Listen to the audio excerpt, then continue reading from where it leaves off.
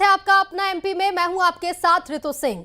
एक तरफ बरगी बांध क्रूज हादसे ने पूरे प्रदेश को झकझोर कर रख दिया, तो दूसरी ओर जबलपुर के एक निजी अस्पताल की संवेदनहीनता ने मानवता को शर्मसार कर दिया है। गौर तिराहा स्थित नोबल मल्टी स्पेशलिटी हॉस्पिटल को आपदा के समय घायल का इलाज करना इतना भारी पड़ गया कि अब अस्पताल का लाइसेंस ही दांव पर लग गया है। दरअसल रेस्क्यू के दौरान बचाई गई घायल महिला सविता शर्मा को प्राथमिक उपचार के लिए इस अस्पताल ले जाया गया था। डॉक्टर्स ने केवल एक पेन किलर और टिटनेस का इंजेक्शन दिया, लेकिन आपदा की घड़ी में मदद की बजाय अस्पताल प्रबंधन ने पीड़ित परिवार के हाथ में 4700 रुपए का बिल थमा दिया। मामला जब कलेक्टर के संज्ञान में आया तो उन्होंने इसे गंभीरता से लेते हुए तुरंत कार्रवाई के निर्देश दिए। सीएमएचओ डॉक्टर नवीन कोठारी ने आपदा प्रबंधन अधिनियम 2005 के तहत बड़ी कार्रवाई कर अस्पताल का लाइसेंस 1 महीने के लिए निलंबित कर दिया है। साथ ही अस्पताल में नए मरीजों की भर्ती पर तत्काल प्रभाव से रोक लगा दी है। हालांकि अस्पताल को 7 दिन का समय दिया गया है, लेकिन संतोषजनक जवाब न मिलने पर लाइसेंस अस्थायी रूप से रद्द भी हो सकता है। प्रशासन की सख्ती के बाद अस्पताल को वसूली गई पूरी राशि पीड़ित परिवार को वापस लौटानी पड़ी है। डैम में जो क्रूज हादसा हुआ था उसमें एक गौर तिराहे पे एक अस्पताल है, नोबल अस्पताल है, तो निजी रूप से संचालित किया जाता है। उसने वहाँ पे एम्बुलेंस भेजकर वहाँ से 10 मरीजों को बुलाया था और उसको अस्पताल को ये जानकारी थी कि इस तरीके का एक हादसा हुआ है जिसमें क्रूज डूब गया है और ये जितने 10 लोग थे इनके सारा सामान भी डैम में डूब गया था।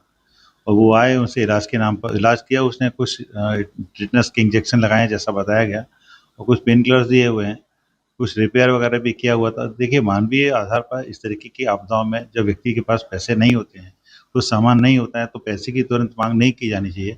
और आपदा प्रबंधन का जो अधिनियम 2005 का है उसमें स्पष्ट रूप से अस्पतालों की जिम्मेदारी है कि मरीजों को प्राथमिक इलाज दिया जाना चाहिए, जिसका जो पूरी तरीके से निःशुल्क होना चाहिए।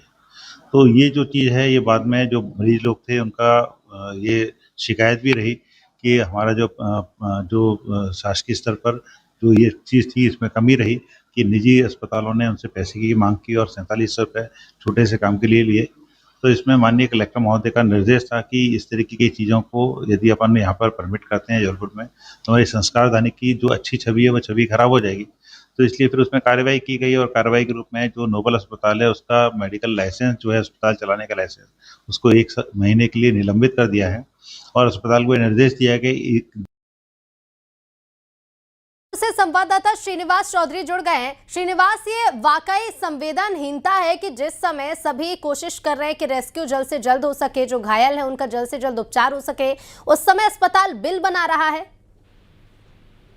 जी बिल्कुल, आपका कहना सही है। ये तो संवेदनशीलता की हद होगी और संवेदनशीलता ही सामने आई है कि देखिए, बताइए, जो बरगी हादसा जो हुआ, क्रूज हादसा, उसमें 28 जो यात्री उनको जीवित रेस्क्यू किया गया था, वहीं 13 लोग काल के ग्रास में समा गए थे। और जब उनको मालूम घायल अवस्था में यदि उनको एडमिट किया जाता है तो वहां पे जो प्राइवेट स्कूल नोबल हॉस्पिटल है उनके द्वारा पैसों की मांग की जाती है, वो भी सिर्फ एक टिटनेस का इंजेक्शन और पेन किलर लगाने के लिए 4700 रुपए रकम ली जाती है। तो आप सोच सकते किस प्रकार अमानवीय हरकत है ये चीजें प्राइवेट हॉस्पिटल, जबकि शासन द्वारा लगातार ये आदेश जारी किया गया था कि जो भी ये जो क्रूज हादसा हुआ उसमें जो भी घायल होंगे उनको समुचित इलाज शासन की ओर से कराया जाएगा। इसके साथ ही साथ एक 2005 का नियम में साफ तौर दिखा, आपदा के अवसर पे यदि कोई हॉस्पिटल में, यदि निजी हो या शासकीय हॉस्पिटल, वहां पे यदि आते हैं इलाज के लिए, तो उनको पहले प्रथम दृष्टया प्राथमिक उपचार दिया जाना चाहिए, क्योंकि उनसे पैसों की मांग करना चाहिए। क्योंकि जो स्थिति होती है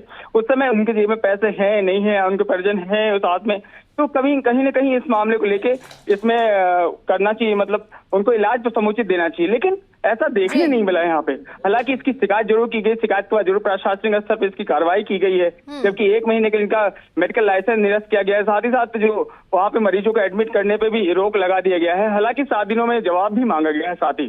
तो लेकिन जिस प्रकार से ये घटना सामने, कहीं ना कहीं अमानवीय हरकत, अमानवीय ही ये जो है इनके जो प्रबंधन का जो है चेहरा सामने आया है, क्योंकि जिस प्रकार से वहां पे लोग जीवित अवस्था रहने के लिए क्योंकि जो लापता जब हुए थे 11 लोग, तो कहीं ना कहीं लोगों की यही सोच थी कि जीवित अवस्था में मिल जाए एक भी सब, लेकिन ऐसा हो नहीं पाया।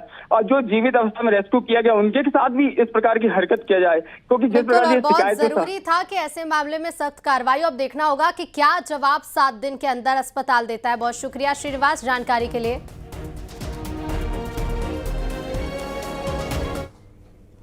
और आगे भी बात करेंगे जबलपुर की। बड़ी खबर है जबलपुर से। बेकाबू रफ्तार ने यहां एक बार फिर से कहर बरपाया है। सिहोरा थाना क्षेत्र में तेज रफ्तार बस और ट्रैक्टर के बीच भीषण टक्कर हो गई। ये टक्कर इतनी जोरदार थी कि मौके पर चीख पुकार मच गई। इस दर्दनाक हादसे में 18 से ज्यादा लोग घायल बताए जा रहे हैं, जिन्हें इलाज के लिए अस्पताल में भर्ती कराया गया है। बेकाबू रफ्तार का कहर देखने को मिला। बस और ट्रैक्टर की जोरदार टक्कर हुई है। एक्सक्लूसिव तस्वीरें जबलपुर की हैं। बेकाबू रफ्तार ने एक बार फिर कहर बरपाया।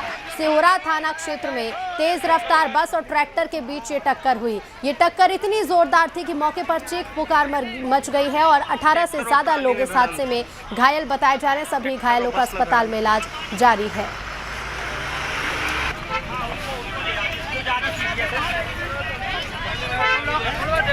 बड़ी मर जा हम आगे कैसे धर गया इतना कथन दे रहा है पानी। रुको।